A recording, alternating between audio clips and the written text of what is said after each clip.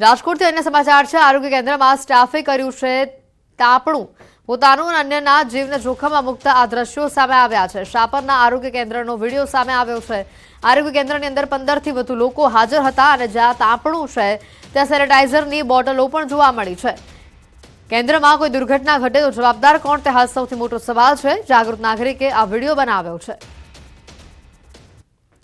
ત્યારે સમગ્ર મામલે ન્યૂઝ 18 પણ સવાલ કરી રહ્યું છે। આરોગ્ય કર્મીઓની આ બેદરકારીને લઈને સવાલ ઉભા થઈ રહ્યા છે। આરોગ્ય કેન્દ્રમાં દુર્ઘટના ઘટે તો જવાબદાર કોણ, તે સૌથી મોટો સવાલ ઉભો થઈ રહ્યો છે। અહીંયા આ સાથે દવાઓના સ્ટોક વચ્ચે તાપણું કેમ કરવામાં આવ્યું, વધુ માહિતી મેળવીશું। સંવાદદાતા હાર્દિક જોડાઈ ચૂક્યા છે ફોન લાઈન ઉપર। હાર્દિક, આ ખૂબ જ મોટી બેજવાબદારી ભર્યું કહેવાય। બાજુમાં સેનેટાઈઝરની બોટલો છે ને અહીંયા લોકો તાપણું કરી રહ્યા છે બી કેન્દ્રની અંદર। જી હેતુ આ સૌથી ગંભીર બેદરકારી કહી શકાય, કેમ કે જે સાપર જે આરોગ્ય કેન્દ્ર છે, આરોગ્ય કેન્દ્રની અંદર તાપણું કરવામાં આવી રહ્યું છે। સામાન્ય રીતે ઠંડીમાં છે લોકો તે બહાર ખુલ્લા પટમાં તાપણું કરતા હોય છે, પરંતુ અહીં આરોગ્ય કેન્દ્રના કર્મીઓ છે તે જે છે એ અંદર તાપણું કરી રહ્યા છે। જે જગ્યાએ તાપણું કરી રહ્યા છે તે આગળ સેનિટાઈઝરના કેન તેમજ અન્ય કેમિકલના કેન પડ્યા હોય તેવું પણ સ્પષ્ટ રીતે જોવા મળી રહ્યું છે। એટલું જ નહીં, આસપાસમાં લાકડાના મોટા જે છે એ ફર્નિચર પણ છે, જેથી કરીને જો કોઈ મોટી દુર્ઘટના સર્જાય તો અનેક લોકોના જીવ જોખમમાં મુકાઈ શકે છે। જે લોકોએ તાપણું કર્યું છે તેમની ખૂબ જ ગંભીર બેદરકારી કહી શકાય। રાજકોટ સહિત સમગ્ર દેશમાં હચમચાવી નાખનાર અગ્નિકાંડની ઘટના બાદ પણ જે શીખ લેવી જોઈએ એ શીખ હજી આ લોકોએ લીધી નથી તેવું સ્પષ્ટ રીતે જોવા મળી રહ્યું છે। પોતાની સાથે સાથે અન્ય લોકોના જીવ પણ જોખમમાં મુકતા હોય તેવું સ્પષ્ટ રીતે સામે આવી રહ્યું છે। ત્યારે આ મામલે હવે જે જિલ્લા વિકાસ અધિકારી તેમજ જિલ્લા આરોગ્ય અધિકારી કેવા પગલાં લે છે તે પણ સૌથી મહત્વનું છે। જી હતી હાર્દિક, સૌથી મોટી વાત એ છે કે સેનેટાઈઝરની બોટલ બાજુમાં હતી। જો આ બોટલો ઢોળાત કે એ બોટલોમાં આગ ફેલાત તો આખું આ કેન્દ્ર કદાચ બળીને ખાખ થઈ ગયું એવી નોબત પણ આવી શકતી હતી અને એમાં આ જે લોકો તાપણું કરી રહ્યા છે એ લોકોને પણ ઈજા પહોંચી શકતી હતી। એટલે હાલ આ એક બહુ મોટો સવાલ ઉભો થઈ રહ્યો છે। વિડીયોના આધારે તંત્ર દ્વારા કોઈ કાર્યવાહી કરવામાં આવી છે આમાં? આ સમગ્ર મામલે અત્યારે જે જિલ્લા વિકાસ અધિકારી છે તેમના દ્વારા પણ જે તપાસના આદેશ આપ્યા હોવાની પણ વાત સામે આવી રહી છે, પરંતુ જે છે સમગ્ર બેદરકારી છે, કેટલીક ગંભીર બેદરકારી છે તે એ દ્રશ્યો પરથી સામે આવી રહ્યા છે। બિલકુલ બાજુમાં સેનિટાઈઝર એટલે કે જે અગ્નિને ઝડપથી જે અગ્નિવાહક પણ કહેવાય છે તે બોટલ છે તે અને એમની બાજુમાં જ તાપણું કર્યું છે। અત્યારે જે રાજકોટ સહિત સમગ્ર સૌરાષ્ટ્રમાં કડકડતી ઠંડી પડી રહી છે। ઠંડીથી બચવા માટે કદાચ આ જે લોકો છે તે બહાર પણ તાપણું કરી શકતા હોત, પરંતુ તેમને પોતાની સાથે અન્ય લોકોના જીવને પણ જોખમમાં મૂક્યા છે। ત્યારે આ મામલે છે અત્યારે તપાસના આદેશ આપવામાં આવ્યા છે। કોની કેવી બેદરકારી છે અને કેવી કાર્યવાહી થઈ છે તે પણ જોવાનું રહ્યું છે। બિલકુલ, આભાર હાર્દિક માહિતી બદલ।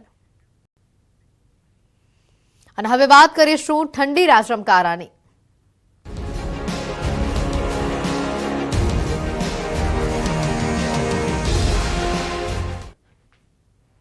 માવઠા બાદ હવે કાતલ ઠંડીનો કહેર શરૂ થયો છે। 2 થી 3 ડિગ્રી તાપમાનમાં ઘટાડો થયો છે। ઠંડા પવનો, શીતલહેરનો કહેર સામે આવી રહ્યો છે। કેટલાક ભાગોમાં સવારે ગાઢ ધુમ્મસનો કહેર જોવા મળ્યો હતો। અમદાવાદમાં 15 ડિગ્રી તાપમાન જોવા મળ્યું છે। ગાંધીનગરમાં 14 ડિગ્રી સુધીનો પારો પહોંચી શકે તેવી શક્યતા છે। નલિયામાં સૌથી નીચું તાપમાન નોંધાયું છે 4.2 ડિગ્રી। નલિયા 4.2 ડિગ્રી સાથે સૌથી ઠંડુગાર બન્યું છે। અરબી સમુદ્રમાંથી ભેજ આવી રહ્યો છે, જેના કારણે રાજ્યમાં ધુમ્મસભર્યું વાતાવરણ જોવા મળી રહ્યું છે।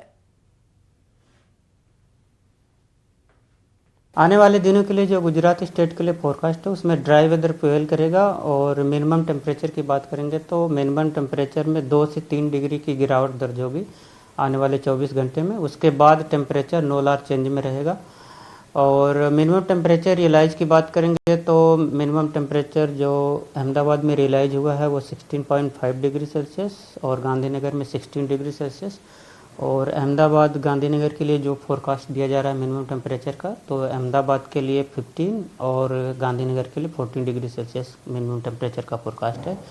और पूरे गुजरात स्टेट की बात करेंगे जहाँ पे सबसे कम मिनिमम टेम्परेचर रिकॉर्ड हुआ है वो है नलिया 4.2 डिग्री सेल्सियस। સુરત જિલ્લાના વાતાવરણમાં પલટો આવ્યો છે। વહેલી સવારે બારડોલી, મહુવા, કીમ, કોસંબા સહિતના વિસ્તારમાં ગાઢ ધુમ્મસ જોવા મળ્યું। ગાઢ ધુમ્મસની સાથે પવનો પણ ફૂંકાઈ રહ્યા છે। હાઈવે તેમજ શહેરી વિસ્તારમાં વિઝિબિલિટી ઘટી અને જેના કારણે વાહન ચાલકો પરેશાન થયા।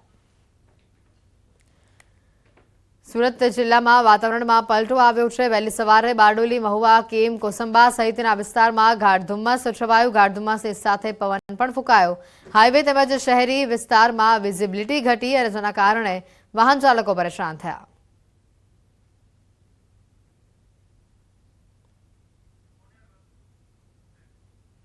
તો આ તરફ નર્મદા જિલ્લામાં પણ ગાઢ ધુમ્મસથી ચાદર પથરાઈ છે। વાતાવરણમાં પલટો આવતા ઠંડીનો ચમકારો વધ્યો છે। રાજપીપળા, તિલકવાડા, કેવડિયા સહિતના વિસ્તારોમાં ગાઢ ધુમ્મસ જોવા મળ્યું। મુખ્ય માર્ગો પર વિઝિબિલિટી ઘટતા વાહન ચાલકોને અસર પહોંચી।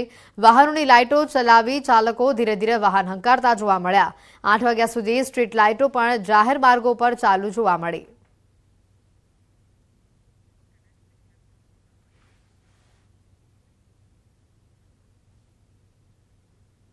અને હવે વાત કરીશું ઉત્તરમાં હિમવર્ષાની।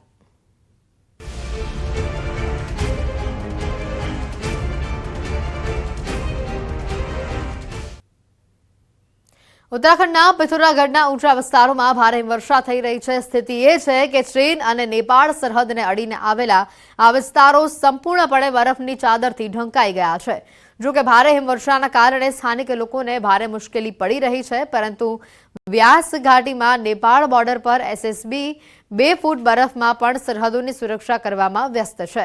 લગભગ 10,500 ફૂટની ઊંચાઈ પર એસએસબી જવાનોની હિંમત દરેકના દાંત પીસવા માટે પૂરતી છે। ઉપરથી સતત હિમવર્ષા અહીંયા થઈ રહી છે અને ત્યારે આવી સ્થિતિમાં આ સૈનિકો 2 ફૂટ ઊંડા બરફમાં કામ કરી રહ્યા છે। તો આ સાથે જ ઉત્તરાખંડના રુદ્રપ્રયાગમાં આ સ્થિતિ છે। હવામાનમાં આવેલા ફેરફાર બાદ છેલ્લા 3 દિવસથી કેદારધામ, તુંગનાથ ધામ, મહામહેશ્વર ધામ, મદમહેશ્વર ધામ સહિતના ઉચ્ચ હિમાલયના વિસ્તારોમાં ભારે હિમવર્ષા થઈ રહી છે। નીચાણવાળા વિસ્તારોમાં ઠંડીનો પ્રકોપ વધ્યો છે। કેદારનાથ ધામમાં મંદિર પરિસરની આસપાસ બરફની સફેદ ચાદર પથરાયેલી છે। આજે પણ ધામમાં હિમવર્ષા ચાલુ છે। આઈટીબીપીના જવાનો હિમવર્ષાની વચ્ચે ધામમાં ફરજ પર છે।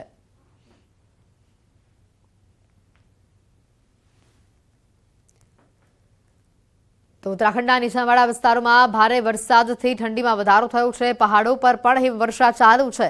પર્યટન સ્થળ ચક્રતા સહિતના ઊંચા શિખરો પર આજે પણ ભારે હિમવર્ષા થઈ રહી છે। તો મોટી સંખ્યામાં પર્યટકો હિમવર્ષાની મજા માણવા માટે આવી રહ્યા છે। લોખંડીમાં સતત હિમવર્ષા ચાલુ છે। આકાશમાંથી પડતો આ સફેદ બરફ આ સ્થળની પ્રાકૃતિક સુંદરતામાં વધારો કરી રહ્યું છે। નવા વર્ષની ઉજવણી કરવા માટે દેશના ખૂણે ખૂણેથી લોકો મોટી સંખ્યામાં ચક્રાતા ખાતે પહોંચી રહ્યા છે। જો કે વધુ પડતી હિમવર્ષાના કારણે લોકોને કેટલીક મુશ્કેલીઓનો પણ સામનો કરવો પડી રહ્યો છે। ઉત્તરકાશી જિલ્લાના ઊંચાઈવાળા વિસ્તારોમાં હિમવર્ષાથી પ્રવાસીઓ અને ખેડૂતો ખૂબ જ ખુશ દેખાઈ રહ્યા છે। વર્ષના અંતિમ દિવસોમાં થયેલી હિમવર્ષાની અસર તમામને પડી છે। આ તસવીરો હર્ષિલ ખીણની સુખીમાંથી સામે આવી છે, જ્યાં સવારથી જ ભારે બરફ પડી રહ્યું છે। ચારે બાજુ માત્ર બરફ જ બરફ દેખાઈ રહ્યું છે અને પ્રવાસીઓ ખુશખુશાલ દેખાઈ રહ્યા છે।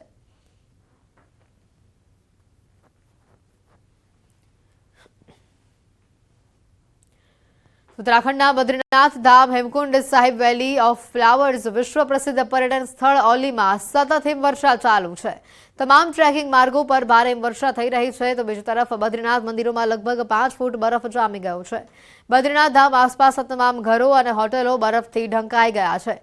2 દિવસથી પહાડોમાં વરસાદ પડી રહ્યો છે અને જેના કારણે નીચાણવાળા વિસ્તારોમાં વીજળી વ્યવસ્થા તૂટી ગઈ છે। રસ્તાઓ પર પણ બરફ છે અને જેને હટાવવાનું કામ ચાલી રહ્યું છે। જો કે હિમવર્ષા પ્રવાસીઓ અને પ્રવાસી વ્યવસાય માટે કોઈ ભેટથી ઓછી નથી, પરંતુ હિમવર્ષા બાદ ગ્રામીણ વિસ્તારોમાં જનજીવન અસ્તવ્યસ્ત થઈ રહ્યું છે। તો આ સાથે જ પર્યટન સ્થળ ગુલમર્ગમાં તાજી હિમવર્ષા જોઈને પ્રવાસીઓ ખૂબ જ ખુશ દેખાઈ રહ્યા છે। ગુલમર્ગના કિંગદોરી અને અફરોથ શિખરો પર પ્રવાસીઓ આ તાજી હિમવર્ષાનો આનંદ માણી રહ્યા છે અને તે જ સમયે ટિંગમર્ગથી ગુલમર્ગ સુધી કોઈપણ વાહનને ટાયરની ચેન વિના જવાની મંજૂરી નથી। તો આ તરફ દક્ષિણ કાશ્મીરમાં હિમવર્ષા ચાલુ છે અને જમ્મુ શ્રીનગર નેશનલ હાઈવે ઉપર લપસણા રસ્તાઓના કારણે તમામ પ્રકારના વાહનોની અવરજવર હાલ બંધ છે। મુગલ રોડ અને અનંતનાગ સિંથાન કિશ્તીવાડ રોડ પણ વાહન વ્યવહાર માટે બંધ છે। વહીવટીતંત્ર સજ્જ થઈ ગયું છે અને બરફ હટાવવાનું કામ ચાલી રહ્યું છે। જમ્મુ શ્રીનગર નેશનલ હાઈવે ઉપર અલગ અલગ જગ્યાએ ઘણા વાહનો ફસાયેલા છે. પ્રવાસીઓ પણ વિવિધ સ્થળોએ ફસાયેલા છે. હિમવર્ષા દરમિયાન પ્રવાસીઓને ઘણી સમસ્યાઓનો સામનો કરવો પડી રહ્યો છે. गुज़श्ता दिन से कश्मीर में बर्फबारी जारी है, जिसके चलते यकीनी तौर पर लोगों ने राहत की सांस ली है, लेकिन इसके साथ साथ जो स्नोफॉल है वो मिजरीज भी ला रहा है। और जम्मू श्रीनगर नेशनल हाईवे की बात करेंगे तो वो गुज़श्ता रात से ही बंद है। इसके अलावा सिंथन, किश्तवाड़ नेशनल हाईवे या फिर वाडवा रोड या फिर मुगल रोड की बात करेंगे तो सारे के सारे रोड जो है किसी भी व्हीकुलर मूवमेंट के लिए बंद कर दिए गए हैं। और इस सिलसिले में HMVs की अगर हम बात करेंगे तो अभी सैकड़ों गाड़ियां जम्मू श्रीनगर नेशनल हाईवे के डिफरेंट स्पॉट्स पर दरमांदा हो चुकी है। और इसके साथ साथ कश्मीर वैली में टूरिस्ट भी काफ़ी तादाद में दरमांदा हो गए हैं। पानी वानी का बिल्कुल भी अरेंजमेंट नहीं था, ना कुछ खाने वगैरह का कुछ हुआ, और ऊपर से ना वो ट्रेन वगैरह का कोई फैसिलिटीज वगैरह हुआ ताकि क्लियर हो सके रोड वगैरह। और रात भर हम वहीं पे फंसे रहे, इवन होटल्स वगैरह भी अवेलेबल नहीं थे ऑब्वियसली।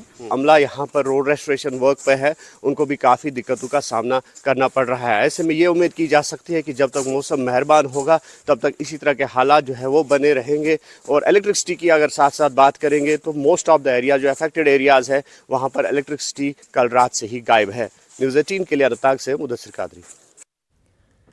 પ્રવાસન સ્થળો ગુલમર્ગ, ટિંગમર્ગ અને અન્ય મેદાનોમાં તાજી હિમવર્ષા શરૂ થઈ છે. મેદાની વિસ્તારોમાં અનેક ઇંચ બરફ જમા થયો છે. રસ્તાઓ પણ લપસણા થયા છે. ગુલમર્ગ જતા પ્રવાસીઓ શ્રીનગર ગુલમર્ગ હાઈવે પર રોકાઈને તાજી હિમવર્ષાનો આનંદ માણી રહ્યા છે. આ પ્રવાસીઓ કહે છે કે તેઓ નસીબદાર છે કે તેમની હાજરીમાં અહીંયા બરફ પડી રહ્યો છે.